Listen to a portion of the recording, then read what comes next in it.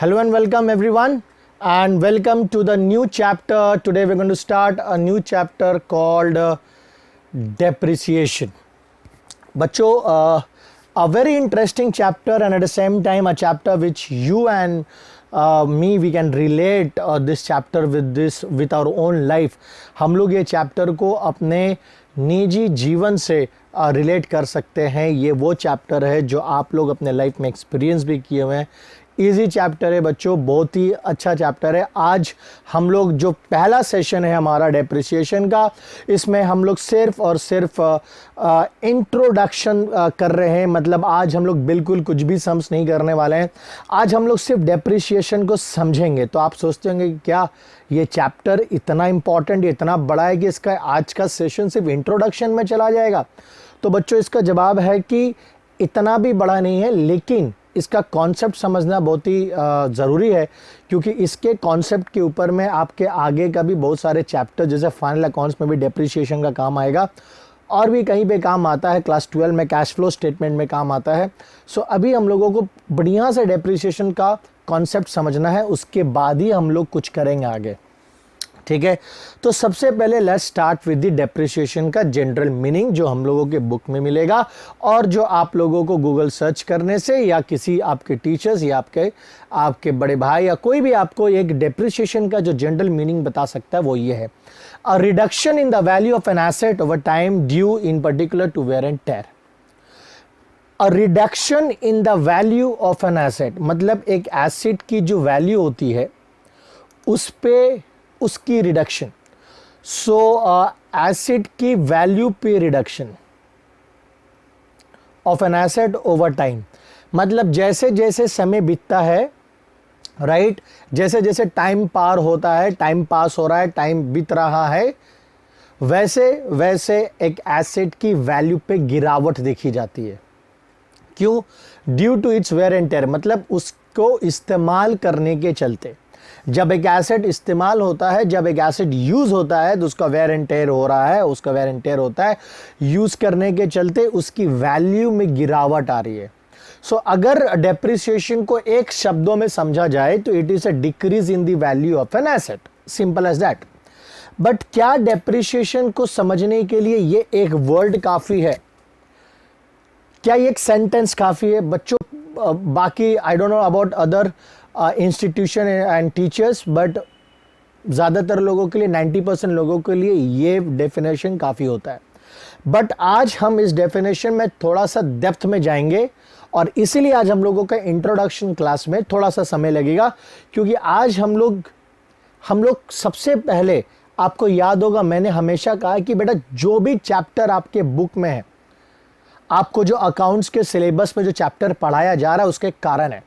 वो चैप्टर, वो टॉपिक अगर अकाउंट्स की दुनिया में आया है तो उसका कोई कारण है. ये डेप्रिसिएशन क्यों आया, ये चैप्टर क्यों आया है, क्या है? सिर्फ decrease in the value of an asset. Okay fine, I can understand. Asset की वैल्यू डिक्रीज हो रही है, there is a change in the value of an asset, so we need to record. But this, why this is a concept of depreciation. Depreciation आया क्यों बच्चों? ये chapter आया क्यों हमारे सिलेबस में, हमारे बुक में क्यों आया? सिलेबस में छोड़ो, हमारे बुक में क्यों आया? अकाउंट्स की दुनिया में, अकाउंटेंसी की दुनिया में एक टॉपिक है, बहुत ही इंपॉर्टेंट टॉपिक माना जाता है डेप्रिसिएशन को. सो आज हम लोग इसको देखेंगे. सबसे पहले आप लोग यहां पे दो वर्ड देखो, एक है value. So there is a decrease, reduction in the value of an asset. Okay, asset की वैल्यू डिक्रीज हो रही है over the time, right. So time and the value, time is very important here. So इस पूरा depreciation chapter को समझने के लिए, इस पहले टॉपिक को समझने के लिए we will take an example. So say for example आपका पास एक बाइक है, आपने एक बाइक खरीदा. सो this is a very lovely bike in front of us, right. 1,00,000 रुपया का जस्ट एक एस्टिमेटेड प्राइस है बच्चों. दिस इज़ अ वेरी एक अप्रॉक्सीमेटली मैंने प्राइस लिया है, मे बी इससे 1,00,000 से ज़्यादा भी हो सकता है. बट मान लीजिए आपने एक बाइक खरीदा 1,00,000 रुपये का. बच्चों ये चीज़ तो आप लोगों को पता होगा कि इस पृथ्वी पर जो भी चीज़ हम लोग देखते हैं, सबका एक लाइफ होता है, सबका एक जीवन होता है. ये आप लोग मानते हो कि नहीं मानते हो? ये आप लोग मानते हो? everything in this world, whatever you can see and touch, it has a life. Life बोले तो सबका एक समय, आज हमारा और आपका समय है, राइट? 70 साल, 80 साल, 90 साल, ज़्यादा से ज़्यादा 100 साल इस वृद्धि पर रहेंगे हम लोग, इस धरती पे रहेंगे हम लोग, और हम लोग को फिर यहाँ से जाना है। आप कुछ भी ले लो, आप जिस टैब पे क्लास देख रहे हो, आप जिस लैपटॉप पे क्लास देख रहे हो, इसका एक लाइफ है। मैं जिस इंस्ट्रूमेंट से, मैं जिस टूल से इस पूरे वीडियो को रिकॉर्ड कर रहा हूँ, इसका एक लाइफ है, हाँ या ना? आप जिस घर में रहते हैं उसका एक जीवन है, सबका एक लाइफ है। 100 साल, 200 साल, 300 साल, सबका एक लाइफ है। तो उसी तरह बिजनेस में जो भी एसेट्स होते हैं उसका एक लाइफ होता है बच्चों। उसका एक एस्टिमेटेड लाइफ होता है कि वो इतना साल रहेगा, मतलब इतना साल, एक एस्टिमेटेड लाइफ 5 साल 10 साल तक उससे हमें बेनिफिट मिलेगी, और 10 साल के बाद वो उस लायक नहीं रहेगा कि वो हमें बेनिफिट दे पाए, या उस तरह से बेनिफिट दे पाए जो पहले जब वो आया था तो मुझे देता था, राइट? इसीलिए एक नया बाइक जब हम लोग खरीदते हैं, शोरूम से जो बाइक निकलता है, उस बाइक को चलाने में जो मज़ा है, और वही बाइक अगर आप किसी से सेकेंड हैंड में खरीदो तो उस बाइक को चलाने का मज़ा देखो। दोनों में आपको जो एक्सपीरियंस मिलेगा वो एक्सपीरियंस बहुत ही डिफरेंट होता है बच्चों। So let's come back to this example that we have bought a bike. आपने एक बाइक खरीदा है जिसकी कीमत 1 लाख रुपया है, और इसकी एक लाइफ है, लाइफ, इसकी लाइफ है इन kilometres, right? So say for एक एग्जांपल हम मानते हैं कि ये जो बाइक है ये अपने पूरे लाइफ टाइम में, 50,000 किलोमीटर्स चल सकता है। जस्ट इट्स एन एग्जांपल बच्चों, राइट? मतलब ये एक बाइक 50,000 किलोमीटर्स चल सकता है, और 50,000 किलोमीटर अगर ये चल सकता है, इसका मतलब हम लोग ये बोल सकते हैं कि इस बाइक से आपको यूटिलिटी मिलेगी, राइट? यूटिलिटी 50,000 किलोमीटर का। नाउ व्हाट इज यूटिलिटी बच्चों? We have all studied in economics, want satisfying power, want satisfying power, right? So we have a want. मेरा एक वांट है मस्त बाइक चलाने का, मेरा एक वांट है एक अच्छे ड्राइव में जाने का, एक अच्छे बाइक को राइड करने का, ये मेरा वांट है। मुझे एक प्लेस से दूसरे प्लेस, एक डिस्टेंस को कवर करने के लिए मुझे एक बाइक चाहिए, वो मेरा वांट है। मुझे एवरी डे अपने घर से ऑफिस जाने के लिए जो मेरे को डिस्टेंस है, उस डिस्टेंस कवर को करने के लिए मुझे एक बाइक चाहिए, मेरा वांट है। और everything has an utility, right? So what if we are buying a bike, it means that bike has a power to satisfy our want. हमारे want को satisfy करने का पावर, क्षमता रखता है ये बाइक, राइट? सो अगर ये बाइक में want satisfying पावर है, सो इसका मतलब इस बाइक के अंदर में यूटिलिटी है। अब देखिए, लिंक देखिए, और अगर इस बाइक में यूटिलिटी है बच्चों, जिस चीज की भी यूटिलिटी रहेगी, जिस चीज की भी यूटिलिटी होगी उसकी वैल्यू होगी, और जिसकी भी वैल्यू होगी, the value expressed in terms of money is called price, right? आप सड़क पे जब आप चलते हो तो सड़क पे चलते हुए एक पत्थर उठाओ, वो पत्थर की कुछ यूटिलिटी नहीं है, राइट? इसलिए हम लोग पैर से मार के उसे साइड भी कर देते हैं। उस पत्थर की यूटिलिटी नहीं है बच्चों, क्योंकि उस पत्थर में क्षमता नहीं है कि आपके किसी वांट को सेटिस्फाई कर पाए। सो सिंस वो एक पत्थर, एक स्टोन, सड़क पे गिरा हुआ स्टोन हमारे किसी भी काम का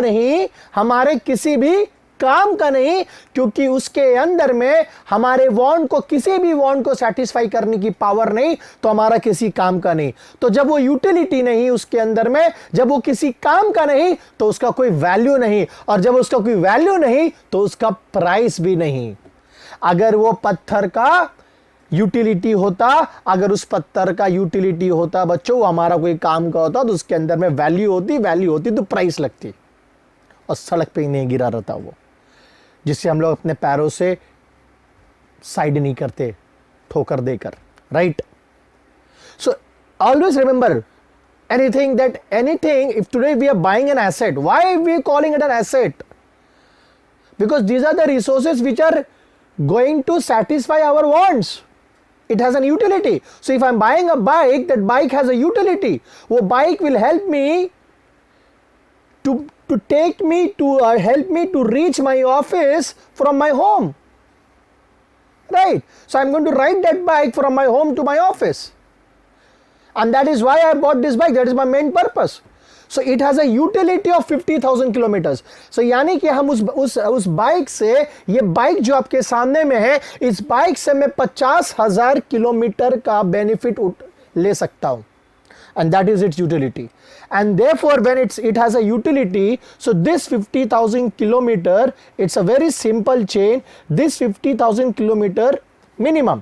सो ऐसा नहीं है कि 50,000 किलोमीटर चलने के बाद वो बाइक एकदम नहीं चलेगा, ऐसा नहीं है. बट 50,000 किलोमीटर उसका वो लाइफ है. आप उसको और 4,000 5,000 किलोमीटर एक्सटेंड कर सकते हो. मतलब 50,000 किलोमीटर के बाद वो और कुछ नहीं, आपके लिए स्क्रैप हो जाएगा. उसके अंदर की जो बात वो नहीं रह पाएगी जो पहले थी, वो क्षमता नहीं रह पाएगी उसके अंदर में. मेंटेनेंस कॉस्ट बहुत हाई हो जाएगा, and it will be wise for you to sell that asset. उसको डिस्कार्ड कर देना, उसका जगह में दूसरा एसेट लेना या दूसरा बाइक लेना. सो देयरफॉर 50,000 किलोमीटर को अगर हम यूटिलिटी समझते हैं, right, so 50,000 kilometre is the utility of that particular bike asset. So if that bike has an utility, it will has a value, and since it has a value, the value expressed in terms of money is price. इसलिए उस bike की कीमत है, price है.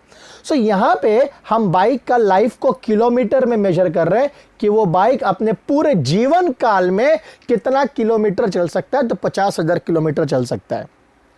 अब आगे बढ़ते हैं. अब अगर आगे बढ़े हम लोग, सो बच्चों ये हमारा बाइक और ये है हम. अब एक बात बताओ, ऑन एन एवरेज एक एस्टिमेट लेते हैं कि हम पर ईयर कितना बाइक रन कर लेंगे, पर ईयर हम कितना ये बाइक चला पाएंगे. सो जितना मेरा घर से ऑफिस है, सो ऑफिस जाना आना और थोड़ा सा इधर घूमना फिरना, एक ऑन एन एवरेज हम लेते हैं कि पर ईयर मेरा 5,000 किलोमीटर का तो राइड होगा ही होगा. 5,000 किलोमीटर मैं इस बाइक को चलाऊंगा, राइट. यानी कि ये बाइक से हमको कितना सालों तक यूटिलिटी मिलेगा? 10 इयर्स तक मिलेगा. कैसे आया? अगर 50,000 किलोमीटर उसका पूरा जीवन है और हर साल अगर हम 5,000 किलोमीटर चला रहे हैं बच्चों, तो यानी कि हम इस बाइक को एस्टिमेटेड लाइफ अगर सालों में पकड़े, यहां मैंने किलोमीटर में दिया है, अगर उसका एस्टिमेटेड लाइफ ऑफ ईयर्स में कन्वर्ट करना चाहते हो तो it will B 10 years. So on an average approximately हम लोग ये सोच के चल रहे कि ये जो बाइक है ये 10 साल तक चलेगा और 10 साल में हमें इससे 50,000 किलोमीटर का बेनिफिट मिलने वाला है. यानी कि 10 सालों में हम इसको 50,000 किलोमीटर चलाकर खत्म कर देंगे. जो इसका जो यूटिलिटी है, जो इसका लाइफ है, ये 50,000 किलोमीटर तक एकदम बहुत बढ़िया चलने वाला है. सो 50,000 किलोमीटर का जो हम कंज्यूम करेंगे, जो इसका यूटिलिटी को यूज करेंगे बच्चों, वो 10 साल तक ऑन एन एवरेज अगर हम 5,000 किलोमीटर तक चलाएं. सो देयरफॉर अब देखिए, इसको हम लोग अगर नंबर लाइन में समझे बच्चों तो बहुत सिंपल है. ये बाइक को हम 5,000 किलोमीटर प्रति ईयर अगर चलाते हैं, सो देयरफॉर पर ईयर अगर 5,000 किलोमीटर चलाते हैं बच्चों, तो 10 साल तक ये मेरे को एक अच्छा सर्विस सेवा देने वाला है. इसका यूटिलिटी हमको 10 साल तक मिलेगा. As simple as that, right. अब यहां पे क्वेश्चन उठता है, जैसे हर साल तुम इसका 5,000 किलोमीटर यूज कर लिया, राइट, यानी कि इसके टोटल लाइफ जो 50,000 किलोमीटर है, फर्स्ट ईयर के बाद बच्चों after first year, just example देखिए, आफ्टर फर्स्ट ईयर अब इस बाइक का यूटिलिटी कितना रह जाएगा, 45,000 kilometre. So therefore there is a decrease in utility. So therefore there is a decrease in utility. So when there is a decrease in utility, there will be a decrease in value, and that is what we understood. That is what we read in the first meaning of depreciation, decrease in the value. So now are you understanding that why an asset depreciates? एक asset की value क्यों घटती है, ये भी समझने की कोशिश है, क्यों घटेगी एसेट की value. It's all this concept. So second year, now come to second year. So second year जब हमने फिर 5,000 किलोमीटर चलाया, तो अब इसके पूरे जीवन काल से हमने 10,000 किलोमीटर यूज कर लिया है. सो अब 40,000 किलोमीटर अब बचा है. So again there is a decrease in the value. अगर मैंने फिर थर्ड ईयर में फिर 5,000 किलोमीटर यूज किया, तो अब इसका लाइफ में कितना बचा हुआ है, 35,000 किलोमीटर. सो बच्चों, अगर मान लो कोई थर्ड ईयर के एंड में आप इस बाइक को बेचना चाहोगे सेकेंड हैंड में, now you understand the concept of second hand. अगर आप किसी को बाइक बेचना चाहोगे, तो क्या आप उस बाइक को 1 लाख रुपया में बेच पाओगे जितना दाम में आपने खरीदा था? नहीं, क्योंकि आपने जब 1 लाख रुपया में बाइक खरीदा था तो उसका जीवन था 10 साल, उसका जीवन था 50,000 किलोमीटर. लेकिन आपने पिछले 3 वर्षों में उसके जीवन को 3 साल से कम किया है, उसके जीवन को 15,000 किलोमीटर, 5 हर साल 5,000 किलोमीटर आपने यूज किया, और पिछले 3 साल में 15,000 किलोमीटर आपने उसका लाइफ से ले लिया.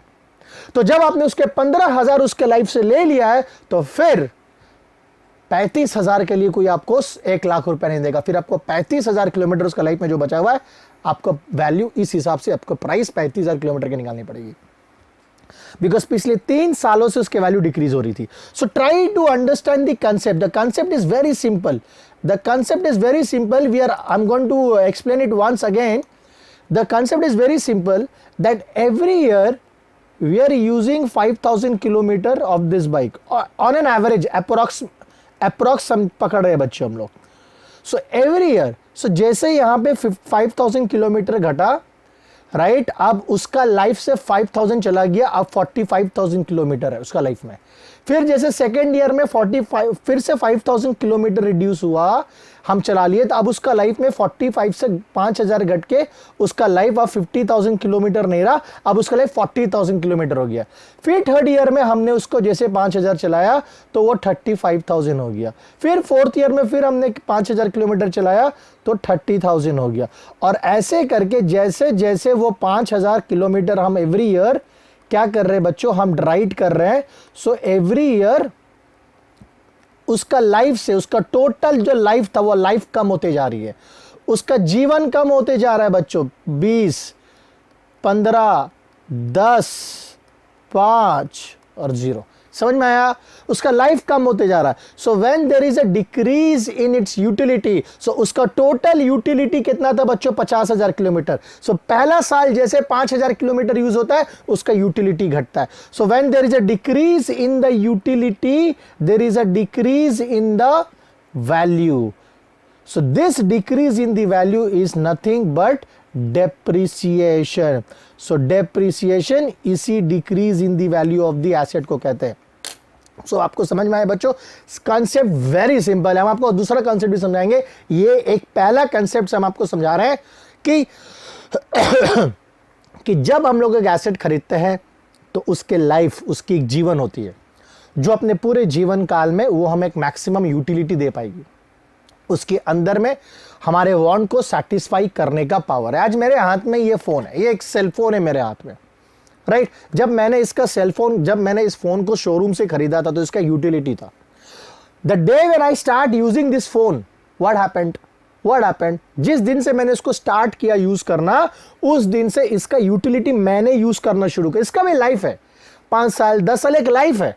सो अगर मान लेते हैं इसका लाइफ टोटल 5 साल का है, और आज मैं पिछले 1 वर्षों से इस फोन को यूज कर रहा हूं, तो इसका मतलब ये होता है इसका 5 साल का जीवन से 1 साल मैंने ले लिया है. मैंने 1 साल ले लिया है, तो इसका यूटिलिटी कम होगा। अब जैसे इसका यूटिलिटी कम होगा बच्चों, इसका वैल्यू कम होगा, और वैल्यू कम होगा मतलब depreciation. So this is the whole concept of depreciation. Any asset in this world has a life ना, apart from land and building. Land and building को हम लोग अलग रखते हैं बिकॉज ये दो एक ऐसे एसेट है जो अप्रिशिएट करता है, जिसका वैल्यू। बाकी हम जिस एसेट्स की बात कर रहे हैं, हम लोग truck, motor vehicle, machineries, plant, हम लोग वो एसेट्स की में डील करेंगे। तो जो भी एसेट्स है उसका एक यूटिलिटी होता है, उसके अंदर में एक कुछ सालों तक काम करने की क्षमता होती है। बहुत सिंपल समझ रहे, हमारा शरीर भी देखिए, एक 70 साल का इंसान और एक 30-25 साल का इंसान के अंदर में, क्या दोनों के अंदर में सेम ताकत, same energy level, same fitness होती है? नहीं। जैसे हमारा जीवन है, हम लोग जैसे जैसे हमारा समय पार होते जाता है, हमारा शरीर क्या होते जाता है, हम लोग अपने शरीर को यूज करते चल रहे हैं, और एक समय आता है जब इस शरीर का सारा ऑर्गन्स, सारे चीज काम करना बंद करेगा, and that is a time when we have to leave this world. So even our body is also depreciating. Getting my point? So there is a lot of energy, lot of capacity in our life, lot of utility stored in us, but we are not using that utility in 1 year. एक बार में use नहीं कर रहे। उस तरह से इस bike को 50,000 किलोमीटर, 50,000 किलोमीटर का लाइफ है इसके अंदर में 50,000 किलोमीटर का लाइफ है, लेकिन ये 50,000 का किलोमीटर का जो लाइफ है, ये जो यूटिलिटी है, हम उसे 1 शॉट में यूज नहीं कर रहे, हम उसे 1 साल में यूज नहीं कर ले रहे। अगर आप देखोगे तो हम इस 50,000 किलोमीटर का यूटिलिटी लेने के लिए हमको 10 साल लग रहा है, क्योंकि ऑन एन एवरेज में हर साल 5,000 किलोमीटर बाइक चलाऊंगा। सो उस हिसाब से मेरे को 10 साल लगेगा इससे पूरा यूनिटी ड्राइव करने में। सो जैसे जैसे एवरी ईयर हम उसका लाइफ से जब 5,000 किलोमीटर यूज करते चलेंगे तो उसका यूटिलिटी कम हो रहा है। 5,000 किलोमीटर हर साल घटना मतलब हर साल उसके जीवन 1 साल से कम हो रहा है, उसका जीवन 5,000 किलोमीटर से कम हो रहा है। जो 50,000 किलोमीटर का लाइफ था वो एवरी ईयर 5,000 किलोमीटर से कम हो रहा है। और यूटिलिटी कम होना मतलब decrease in value, and decrease in value is depreciation, right. ये एक कॉन्सेप्ट है बच्चों समझने का, that is how the depreciation has come. So therefore every year ये जो 5,000 का जो डेप्रिसिएशन हो रहा है, ये every year this 5,000 depreciation, this is an expense, so every year my 5,000 rupees जो depreciation होगा, every year 5,000 मेरा expense होगा। अब तुम लोगों को लेकर चलते हैं, हमारा पहला क्लास आपको याद होगा जब हमने क्लास 11 को इंट्रोड्यूस किया था, और मैंने आपको बहुत बढ़िया समझाया था कि एक्सपेंस का माने ये नहीं होता है कि आपने कितना पे किया है, एक्सपेंस तो वो होता है जितना आपने कंज्यूम किया है। देखिए बच्चों, आज वो कंसेप्ट कितना काम आ रहा है यहां पे, वो कंसेप्ट कितना काम आ रहा है बच्चों। आपको आज मेरा ये बात समझ में आएगा कि जब हमने आपको एक्सपेंस का मीनिंग बताया था, आप 1 लाख रुपया देकर बाइक लेकर आ गए, आपने 1 लाख रुपया में बाइक खरीद लिया, लेकिन आपके लिए ये 1 लाख रुपया आपका एक्सपेंस नहीं है। You will not say that 1 lakh rupees is my expense. No, you will not say that. Why? Because you are not consuming the benefit in 1 year. You are not consuming the benefit in 1 year बच्चों। बहुत simple हिसाब हम आपको यहां पे दिखाना चाहते हैं, राइट। Try to understand. यहां पे वेरी सिंपल है, क्या कर रहे हैं हम लोग यहां पे, हमने 1 लाख रुपया में एक एसेट को खरीदा 2020, लेकिन ये 1 लाख रुपया 2020 का एक्सपेंस है। क्या ये 1 लाख रुपया हम 2020 का एक्सपेंस मानेंगे? As per the accounting period concept, चलो अकाउंटिंग पीरियड, आप अकाउंट्स एक पीरियड के लिए बनाते हो, और अब जिस पीरियड के लिए अकाउंट्स बनाते हो उसी पीरियड का एक्सपेंसेस लेते हो, उसी पीरियड का इनकम लेते हो, हाँ या ना। सो एक बात बताओ, जो मैंने 1 लाख रुपया का एक बाइक खरीदा 2020 में, तो क्या ये 1 लाख रुपया मेरा एक्सपेंस है 2020 का? नहीं बच्चों, ये नहीं है 1 लाख रुपया एक्सपेंस। क्यों? क्योंकि इस 1 लाख रुपया से जो हमको बेनिफिट मिल रहा है बाइक का, लाइफ कितना है? 5000 किलोमीटर मेरे बच्चों, 5000 किलोमीटर पे, सॉरी 50,000 किलोमीटर। सो क्या अगर हम ये 50,000 किलोमीटर 2020 में पूरा एक साल में 50,000 किलोमीटर को यूज कर ले, और उसके बाद वो बाइक किसी काम का नहीं रहा, खत्म हो गया, वो बाइक स्क्रैप हो गया, कूड़ा हो गया, तब हम उस सिचुएशन में बोल सकते हैं कि 2020 में मेरे 1 लाख रुपया खर्चा हुआ। एकदम बोल सकते हैं हाँ, बशर्ते कि अगर आपने उस बाइक को पूरा का पूरा बाइक को उसका पूरा 50,000 किलोमीटर आपने पूरे एक साल में कंज्यूम करके खत्म कर दिया। Because if you remember, expense is not what money you have paid, rather expense is what the benefit you have consumed. So therefore, if अगर आप इस 50,000 किलोमीटर को 2020 में यूज नहीं कर रहे हो पूरा, तो आप इस 1 लाख रुपया को 2020 का एक्सपेंस कैसे मान सकते हो? कैसे बोल सकते हो आप? क्योंकि ये 50,000 किलोमीटर आने वाला 10 साल में यूज होगा। 5,000, 5,000, 5,000, 5,000, 5,000, 5,000, 1 2 3 4 5 6 7 8 9 10। तो उसी तरह जब ये लाइफ उसका 50 उसका यूटिलिटी 10 साल में स्प्रेड हुआ है, सो देयरफॉर उसका कॉस्ट भी 10 साल में स्प्रेड होगा। यानी कि उसका कॉस्ट भी 10 साल में स्प्रेड होगा। यानी कि उसका 1 लाख को अब 10 साल में स्प्रेड कर दो। 10,000, 10,000, 10,000, 10,000, समझ में आ रहा है बच्चों? 10,000, 10,000, मतलब ये 10 साल में आप स्प्रेड कर दो। सो देयरफॉर अगर आप बढ़िया से यहां पे देखोगे, सो मैंने यहां पे सिंपल लिखा है कि अगर सेकेंड कंसेप्ट समझना है तो spreading the cost of the asset over is estimated life. Why are we doing this? So the cost of the asset is 1 lakh, spread it over his estimated life, मतलब every year 10K, 10,000, every year 10K। सो बहुत simple फंडा है। जब इस 1 लाख का benefit हमको एक साल में नहीं मिल रहा है, इस 1 लाख से जो मैंने बाइक खरीदी है उसका बाइक का बेनिफिट है 50,000 किलोमीटर, और ये 50,000 किलोमीटर अगर 10 इयर्स में हमें मिल रहा है, तो इस एसेट की कॉस्ट को भी 10 सालों में डिवाइड कर देना है, इस 10 सालों में स्प्रेड कर देना है। मतलब जितना दिन आपके पास एसेट रहेगा, आप जितना एस्टिमेट कर रहे हो एसेट कितना साल चलने वाला है, उतना साल में आप क्या करोगे, एसेट के कॉस्ट को स्प्रेड ओवर कर दो। क्योंकि एसेट की कॉस्ट को आप, उस एसेट की बेनिफिट को आप एक साल में यूज नहीं कर रहे हो, एक अकाउंटिंग पीरियड में खत्म नहीं हो रहा है।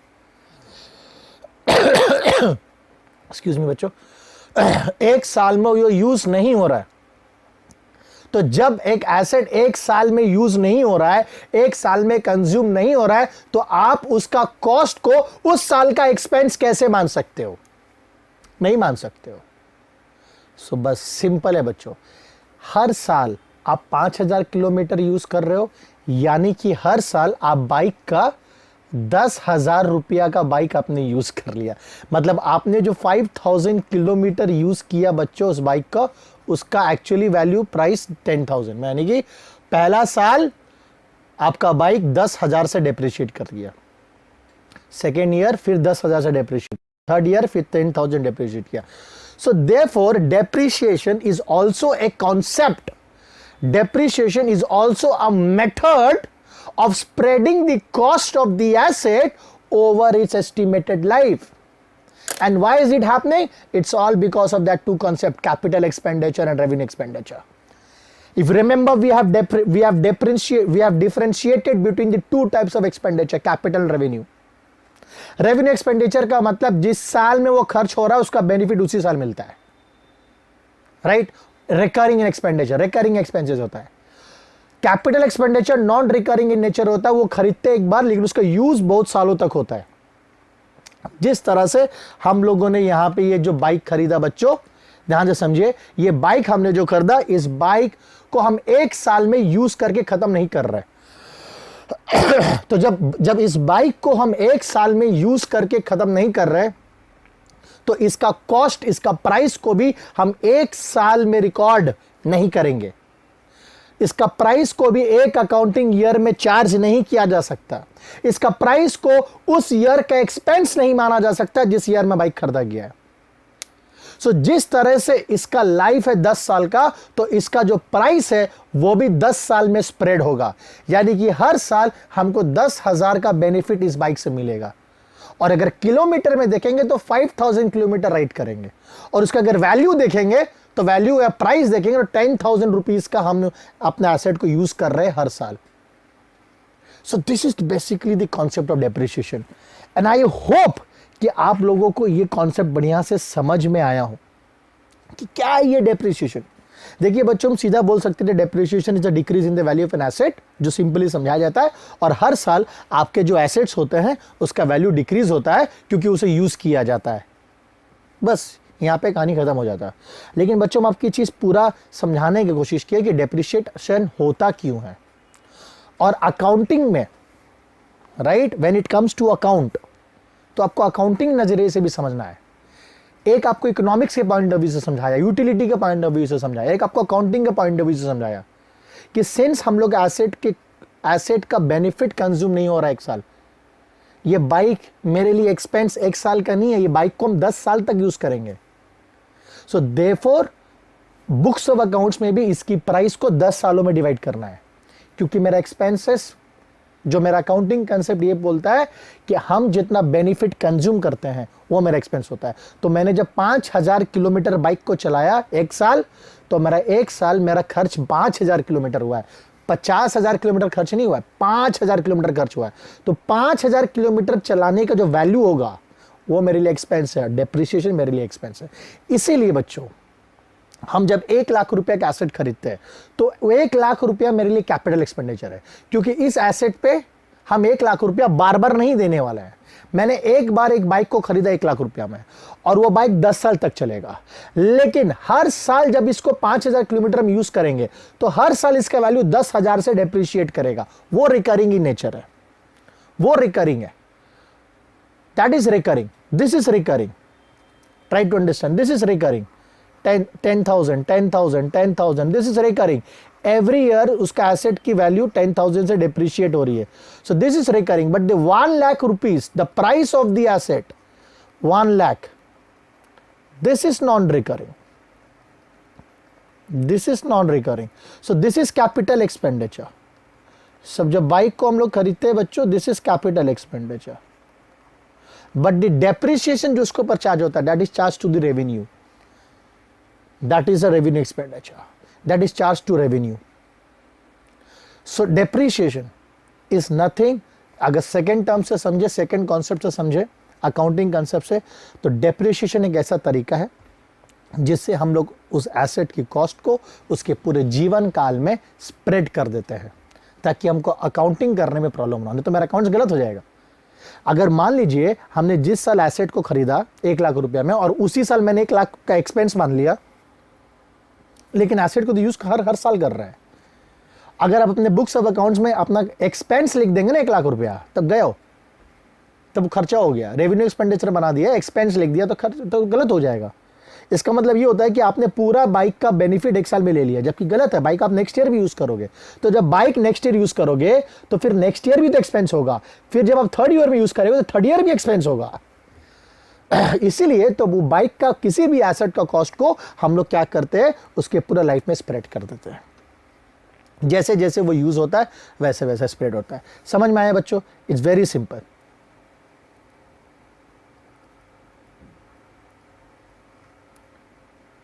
So first year for example, अगर हम लोग ने 1 लाख रुपया का एक बाइक खरीदा है, सेकेंड ईयर,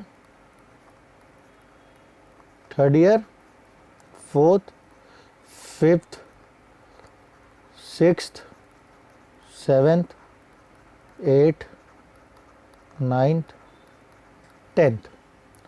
अब इस 1 लाख रुपये इस बाइक का कॉस्ट था और इसका लाइफ कितना था 50,000 किलोमीटर। तो फर्स्ट ईयर हम कितना यूज़ कर रहे हैं 5,000 kilometre, second year 5,000 kilometre, third year 5,000 kilometre, fourth year 5,000 kilometre, fifth year 5,000 kilometre, उसी तरह 5,000 किलोमीटर, 5,000 किलोमीटर, 5,000 किलोमीटर, 5,000 किलोमीटर, 10 साल तक 5,000। अब देखो जब ये एसेट 50,000 किलोमीटर वो 10 साल में स्प्रेड हुआ है तो इसका जो कॉस्ट है वो भी 10 साल में स्प्रेड हो जाएगा इन प्रोपोर्शन जिस वे से यूज हो रहा है। एवरी ईयर सेम यूज हो रहा है 5,000 kilometre, so therefore 50,000 divided by 10 equal to 5। सो उसी तरह 1 lakh divided by 10 equal to 10,000, यानी कि हर साल आपका एसेट 10,000 से डिप्रिशिएट करेगा। हर साल आपका एसेट 10,000 से डिप्रिशिएट करेगा। यानी कि आप जब एसेट को आप उस बाइक को 5,000 किलोमीटर चलाते हो तो उसकी वैल्यू 10,000 से डिक्रीज होती है। फिर आप 5,000 किलोमीटर चलाते हो तो उसकी वैल्यू 10,000 से डिक्रीज होती है। फिर 5,000 किलोमीटर चलाते हो तो उसकी वैल्यू 10,000 से डिक्रीज होती है। सो 5,000 जहां एक तरफ से यूटिलिटी घट रहा है बच्चों, तो एक तरफ से उसकी वैल्यू घट रही है। एक तरफ से उसकी यूटिलिटी घट रही है। ध्यान से देखिएगा, देखिए एक तरफ से जहां उसकी यूटिलिटी घट रही है बच्चों, ये उसका यूटिलिटी था 5,000 किलोमीटर, हर एक साल घट रहा है। तो जैसे जैसे यूटिलिटी घट रहा है वैसे वैसे उसकी वैल्यू भी क्या हो रहा है, डिक्रीज हो रहा है। उसका वैल्यू भी डिक्रीज हो रहा है। That is what is depreciation is all about, right. I hope कि आप लोगों को समझ में आएगा। ज़्यादा तो नहीं समझा दिया, ऐसा उन्होंने कंफ्यूज नहीं कर गए, मोनोटोनस तो नहीं हो गया ना। But I just it's an attempt to make this concept very clear that what is depreciation. इसीलिए जो 1 लाख रुपया जो होता है वो हमारे लिए एसेट है। तो हम बोलते हैं कि मेरा बाइक 1 लाख का एसेट है, लेकिन हर साल जैसे जैसे उसको यूज़ करते हैं उसकी यूटिलिटी घटती है, उसकी वैल्यू घटती है, राइट। और वो डेप्रिशिएट होते जा रहा है, डिक्रीज इन दी वैल्यू होते जा रहा है। नाउ डेप्रिशिएशन चार्ज करने का मेथड है तो ऐसे बच्चों बहुत ही तरीका, बहुत सारे मेथड्स है डेप्रिशिएशन चार्ज करने का, है ना। ये अच्छा, इससे पहले आगे बढ़े कि अगर हमें आज़ादी मिलती बच्चों, अगर हमें फ्रीडम होता कि मैं कैपिटल और रेवेन्यू एक्सपेंडिचर बोल करके कुछ कॉन्सेप्ट नहीं होता, तब तो बच्चा कोई प्रॉब्लम नहीं था। मैंने 1 लाख रुपया का एसेट खरीदा और मैंने उसी साल एक्सपेंस बना दिया जिस साल मैंने 1 लाख का एसेट खरीदा, हो गया, नो डेप्रिसिएशन। डेप्रिसिएशन बोलकर कोई चैप्टर आपके बुक में होता ही नहीं, क्योंकि डेप्रिसिएशन बोलकर कोई कॉन्सेप्ट ही नहीं होता। लेकिन since there is a difference between a capital expenditure and revenue expenditure, there are 2 types of expenditure that has been done. इसलिए हम लोग शुरू में डिफरेंशिएट किए थे capital and revenue. So that's why जब हम लोग एक एसेट को खरीदते हैं तो हमारा पास एक कंफ्यूजन हो जाता है कि मैंने 50,000 का मशीनरी खरीदा, अब इस 50,000 को मैं उस ईयर का एक्सपेंस मानूं जिस ईयर मैंने मशीनरी खरीदा है। अगर ऐसा करता हूं तो गलत हो जाएगा, क्योंकि मशीनरी तो मेरे पास नेक्स्ट ईयर भी है, हम तो मशीनरी नेक्स्ट ईयर भी यूज करेंगे। तो अगर मशीनरी नेक्स्ट ईयर यूज करेंगे तो इसका मतलब क्या, नेक्स्ट ईयर कोई एक्सपेंस नहीं हो रहा है। तो इसीलिए जिससे मशीनरी का लाइफ देख लेंगे कितना साल है, अकॉर्डिंगली फिर मशीनरी का कॉस्ट को भी उतना साल में उसको डिवाइड कर देंगे। तो जैसे जैसे हर साल मशीनरी यूज होगा, हर साल उतना प्रोपोर्शन एक्सपेंस बनते चलेगा। इसलिए आपको बताए थे कि अल्टीमेटली जितना भी कैपिटल एक्सपेंडिचर होते हैं वो अल्टीमेटली रेवेन्यू एक्सपेंडिचर में कन्वर्ट हो जाते हैं। मैं एक बार में 1 लाख रुपया का बाइक को एसेट नहीं मान रहा हूं, लेकिन वो 1 लाख में से हर साल 10,000 एक्सपेंस बनते चलेगा, क्योंकि जो 10-10 हजार जो डेप्रिशिएट हो रहा है वो 1 लाख का पोस्ट पार्ट है। So every year, right, 10,000 is becoming my expense. 1 lakh is not my expense. 1 lakh is a capital expenditure. But every year when I'm using that bike, I'm riding that bike for 5,000 kilometer. So since I rode 5,000 kilometer, there's a decrease in the value. How much? By 10,000. So जितना से value घटा bike का वो मेरे लिए expense बनेगा। That is the funda. Clear है? समझ में आया? बढ़िया से डेप्रिसिएशन। आगे बढ़ते हैं। आगे बढ़ते हुए हम लोग मेथड्स ऑफ चार्जिंग डेप्रिसिएशन देखेंगे। 2 मेथड होता है बच्चों आपके सिलेबस के हिसाब से। क्लास 11 में जो आपके जो सिलेबस है उस सिलेबस के हिसाब से 2 मेथड है। एक है स्ट्रेट लाइन मेथड और एक है reducing balance method. So you have got straight line method and reducing balance method. एक एक करके देखेंगे। पहला है depreciation is charge under straight line method. Depreciation is charged on the historical cost और द एक्विजिशन कॉस्ट, मतलब the cost at which the asset was bought, that is historical cost. जिस cost में हमने एसेट को अपने पास लेकर आया था, जिस प्राइस में हमने एसेट को अपने पास लेकर आया था, उसे हम लोग हिस्टोरिकल कॉस्ट बोलते हैं या एक्विजिशन कॉस्ट बोलते हैं। The cost at which the asset was acquire, the cost at which the asset was acquire मतलब the cost at which the asset was bought, जिस दाम में एसेट को खरीदा गया, ठीक है, उस दाम में, उस कॉस्ट को हम लोग हिस्टोरिकल कॉस्ट बोलते हैं। उस कॉस्ट को हम लोग बच्चों एक्विजिशन कॉस्ट बोलते हैं। एक होता है रिड्यूसिंग बैलेंस मेथड, इसे हम लोग डिमिनिशिंग बैलेंस मेथड भी बोलते हैं, नेट बुक वैल्यू मेथड भी बोलते हैं, रिटर्न ऑन वैल्यू मेथड भी बोलते हैं। इसमें डेप्रिसिएशन चार्ज होता है रिटर्न ऑन वैल्यू में। दोनों का बीच का डिफरेंस समझाएंगे, अभी ही समझाएंगे, आज ही समझाएंगे, टेंशन मत लीजिए, एक एक करके चलिए देखते हैं। पहले let's come to straight line method. In the straight line method, the things are very straight. Yes, the name suggests straight line method. Very simple. क्या होता है इसमें देखिए, तो say for example, आपने ये अपना बाइक का एग्जाम्पल लेके चलते हैं हम लोग। सो हम लोग ने एक मोटर बाइक 1 लाख रुपया में खरीदा था बच्चों, राइट। स्ट्रेट लाइन, इस नंबर लाइन समझेंगे हम लोग। और आपको एक डेप्रिसिएशन का रेट दिया रहता है,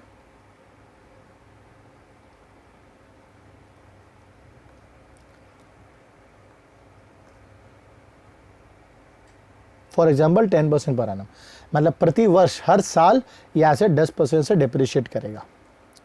So on the straight line method, what the definition said, the asset depreciation is calculated on the historical cost, मतलब जिस दाम में एसेट आया था उसी दाम में, यानी कि पहला साल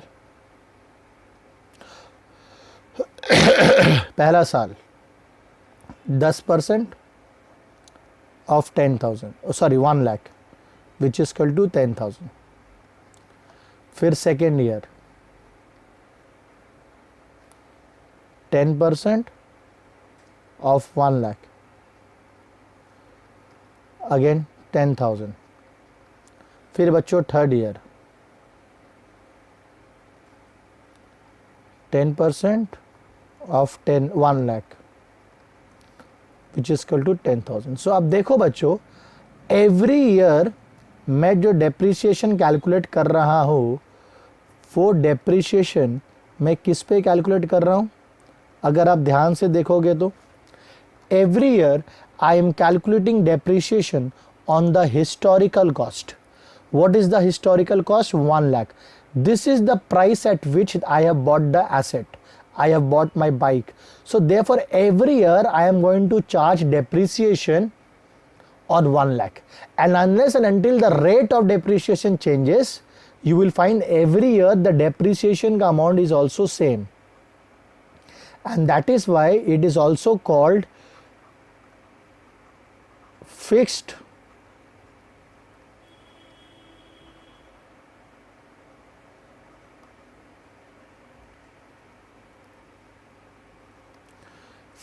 installment method. That is why it is also called fixed installment method, fixed installment method, because every year अगर आप देखोगे depreciation का amount क्या हो गया? fixed हो गया 10-10 हज़ार, यानी कि every year आपका asset 10 हज़ार से depreciate कर रहा है।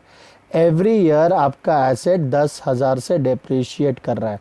सो जितना से डेप्रीशिएट कर रहा है एवरी ईयर आपका एक्सपेंस 10 हज़ार होगा, राइट। सो इस 1 लाख को आपने क्या कर दिया? 10 साल में डिवाइड कर दिया। So this 1 lakh is the capital expenditure, right, this is your asset, right, and this 10,000 जो आपका डेप्रीशिएशन हो रहा है वो आपका रेवेन्यू एक्सपेंडिचर बन रहा है। क्योंकि आप जब तक एसेट को यूज नहीं करोगे भाई तो कमाओगे कैसे? एक मशीनरी आपने लाया है, आप उस मशीनरी को सिर्फ शोपीस जैसा रखोगे तो कमाओगे कैसे? सो आपको मशीनरी अगर आपको सेल्स करनी है तो आपको प्रोडक्शन करना होगा, प्रोडक्शन करने के लिए आपको मशीनरी चलाना होगा, तो मशीनरी चलाओगे तो मशीनरी यूज होगा, मशीनरी यूज होगा तो डेप्रिसिएट होगा, सिंपल। यानी कि उस मशीनरी से इनकम कमाने के लिए आपको उस मशीनरी को यूज करना पड़ेगा। मैचिंग कंसेप्ट भी आ रहा है यहाँ पे। Every revenue that you earn will have a corresponding expense to it. So अगर आप 10 यूनिट्स ऑफ गुड्स प्रोड्यूस कर रहे हैं एक मशीन से, उसको बेच के पैसा कमा रहे हैं, तो उस 10 यूनिट्स को प्रोड्यूस करने के लिए आपने जब मशीनरी चलाई तो मशीनरी के वैल्यू डिप्रिशिएट हुआ, डिक्रीज हुआ, मशीनरी का यूटिलिटी कम हुआ। It's all related. So under straight line method things are very simple. Every year you are going to calculate the depreciation. Every year you are calculating the depreciation on the historical cost. जिस साल में right जिस दाम में आपने asset को खरीदा था उसी दाम में हर साल डेप्रिसिएशन उसी वैल्यू पे होगा।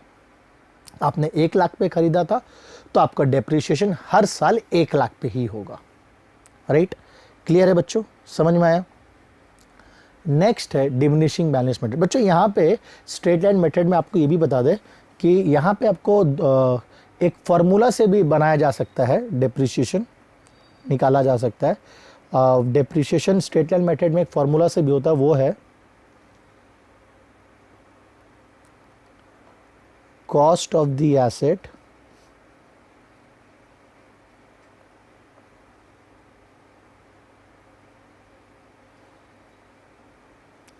minus scrap value divided by estimated life. Cost of the asset minus scrap value divided by estimated life. देखिए ये एक फॉर्मूला को समझ के रखना है आपको। ये भी फार्मूला से स्ट्रेट लाइन मेथड में होता है। बच्चों ये स्क्रैप वैल्यू क्या है?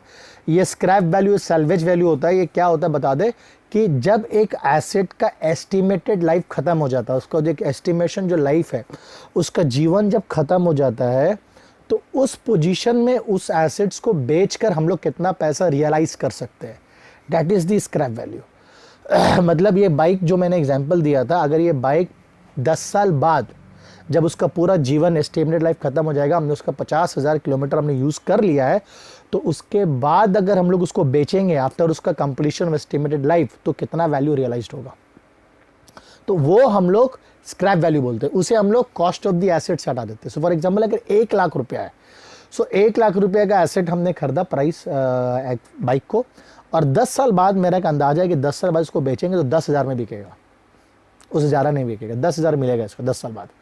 तो देयरफॉर 1 लाख में से हमको तो 10,000 का रिकवरी हो जाएगा, तो बचा कितना 90,000। तो यानी कि इस 90,000 को हम फिर क्या करेंगे, उसका 10 साल में स्प्रेड करेंगे। यानी कि मेरा एसेट हर साल 9,000 से डेप्रिशिएट कर रहा है, क्योंकि लास्ट ईयर में तो 10,000 हमको मिल जा रहा है। यानी कि 10,000 तक का वैल्यू उसका है, जीरो एकदम नहीं हो रहा है वैल्यू, क्योंकि स्क्रैप वैल्यू का मतलब ही होना कि उसका कुछ वैल्यू है। स्क्रैप वैल्यू का मतलब ही, स्क्रैप मतलब कूड़ा, मतलब अगर एसेट कूड़ा, अगर वो बाइक को कूड़ा के भाव में भी बेचे ना तब भी हमको 10,000 रुपया मिल जाएगा। सो यानी कि उसका वैल्यू पूरा जीरो नहीं हो रहा है, कुछ तो है उसका वैल्यू। सो वो हटा देते हैं हम लोग कॉस्ट ऑफ द एसेट से। उसके बाद एस्टिमेटेड लाइफ करेंगे तो हमें पर ईयर का डेप्रिसिएशन मिल जाएगा। नेक्स्ट है बच्चों डिमिनिशिंग रिड्यूसिंग बैलेंस मेथड। क्या है ये रिड्यूसिंग बैलेंस मेथड या diminishing balance method? Very simple, diminishing balance, reducing balance. अगर आप ग्राफ को देखने का कोशिश करो, every year there is a decline. आप देख रहे हो ये स्लोप देख रहे हो, बैलेंस डिक्रीज कर रहा है। अगर आप देख रहे होगे तो क्या होता है यहां पे हम आपको बताते हैं। सिंपल, आपने मान लो फर्स्ट ईयर 2020 में आपने बाइक खरीदा 1 लाख में, राइट। सो देयरफॉर और डेप्रिसिएशन है आपका 10% पर एनम। सो जब आपका फर्स्ट ईयर डेप्रिसिएशन होगा तो फर्स्ट ईयर 1 लाख पे 10% 10,000 होगा, यानी कि पहला साल का डेप्रिसिएशन आपका 10,000, ठीक। लेकिन आपको तुरंत निकालना पड़ेगा net book value. What is a net book value? मतलब डेप्रिसिएशन चार्ज करने के बाद 1 लाख रुपया का बाइक था, पहला साल हुआ 10,000 से डेप्रिशिएट कर गया, सो 10,000 का डेप्रिशिएशन करने के बाद उसका जो वैल्यू बचता है 90,000। सो पहला ईयर उसका 1 लाख रुपया वैल्यू था। अब पहला ईयर 1 लाख था, 1 साल यूज हुआ। अब सेकेंड ईयर का स्टार्टिंग में उसका वैल्यू 90,000 हो गया, क्योंकि पहले ईयर के एंड में 1 साल डेप्रिशिएशन होने के बाद उसका वैल्यू अब 1 लाख से घटकर 90,000 हो गया है। सो अब जब बच्चों सेकेंड ईयर में डेप्रिशिएशन चार्ज होगा, तो सेकेंड ईयर में डेप्रिशिएशन आप 90,000 का 10% करोगे, ना कि 1 लाख का 10%, दैट इज 9,000। यानी कि सेकेंड ईयर आपका डेप्रिशिएशन 9,000 हो जाएगा, और सेकेंड ईयर डेप्रिशिएशन आपका 90,000 पे कैलकुलेट हुआ 9,000। उसके बाद सेकेंड ईयर के एंड में, अंत में, साल के अंत में आप अपना एसेट का नेट बुक वैल्यू निकाल लोगे, दैट इज 81,000। अब जब थर्ड ईयर आएगा बच्चों, तो थर्ड ईयर आपका डेप्रिशिएशन अब 81,000 पे होगा। 81,000 का 10% which is equal to 8,100। So therefore third year में डेप्रिशिएशन 81,000 पे हो रहा है और डेप्रिशिएशन का वैल्यू 8,100। सो देखो, the name is reducing balance. If you see the balance of the machinery is getting reduced. देखिए 1,90,000, 81,000। सिमिलरली अगर आप डेप्रिशिएशन की वैल्यू देखोगे, घट रहा है 10,000, 9,000, 8,100। सो अब नेक्स्ट ईयर जब डेप्रिशिएशन होगा तो वो 81,000 माइनस 8,100 जो वैल्यू आ रहा है, जो भी वैल्यू आएगा उस पे आप डेप्रिशिएशन 10% का होगा। यानी कि net book value method, net book value या written down value. So what is the net book value? The net book value of the asset is the value of the asset after charging depreciation. So देखो, historical cost में straight line method में क्या था, हम लोग every year depreciation उसी value पे कर रहे थे जिस वैल्यू पे हमने खरीदा था, 1 लाख रुपया पे। डिमिनिशिंग बैलेंस मेथड में हम डेप्रिशिएशन जिस दाम में एसेट को खरीदे थे उस दाम में नहीं कर रहे, उस वैल्यू पे नहीं कर रहे, बल्कि एवरी ईयर डेप्रिशिएशन चार्ज होने के बाद एसेट का जो नेट बुक वैल्यू, नेट का मतलब नेट ऑफ इट्स वैल्यू, मतलब क्या हुआ कि उससे डेप्रिशिएशन माइनस करने के बाद जो नेट वैल्यू है उस पे एवरी ईयर डेप्रिशिएशन होगा। सो एवरी ईयर डेप्रिशिएशन आपकी चार्ज होगी नेट बुक वैल्यू पे under diminishing balance method. That's why the word is diminishing, reducing. You see the value of the machinery is diminishing, और जो value reduce हो रहा है उस पे depreciation कर रहे हैं। Even the value of the depreciation, the balance of depreciation is also diminishing, छोटा होते जा रहा है, 10,000, 9,000, 8,100। So ये diminishing होते जाएगा। That is net book value method, right? इस दोनों मेथड पे हम लोग अलग से सम्स करेंगे। बच्चों डेप्रिशिएशन पे एक चीज याद रखना, यहाँ पे आपको एक चीज की क्लैरिटी होना चाहिए। कुछ पॉइंट्स आपको बता देते हैं इससे पहले कि हम लोग सम शुरू करेंगे नेक्स्ट सेशन में। Number 1, you should be very clear कि आप कौन सा अकाउंटिंग ईयर का डेप्रिशिएशन कैलकुलेट कर रहे हैं।